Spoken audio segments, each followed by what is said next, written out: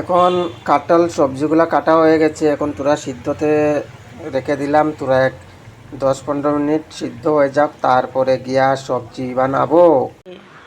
Hello guys, আগে যে আমি কাঁঠাল সবজি কাটতেছিলাম, দেখতে আইছিলাম সবাইকে, এরপরে কাউন্টটা বয়াইছিলাম। এখন যখন কাউন্টটা হয়ে গেছে, আর একটু পাশে ইয়া দেখাও তো, এই কাঁঠালের রুয়াটা দেখো, এখন রুয়াটা কত সুন্দর। আর একটু কাইয়া টেস্ট করে দেখি কিরকম হয়েছে, এরপরে বলতাছি। হুম, খুবই ভালো। এরকম এরকম কার্টুন কিন্তু বেঙ্গলোরে মিলে না। আজকে একটা আইতে কালো দেখি পাইছি।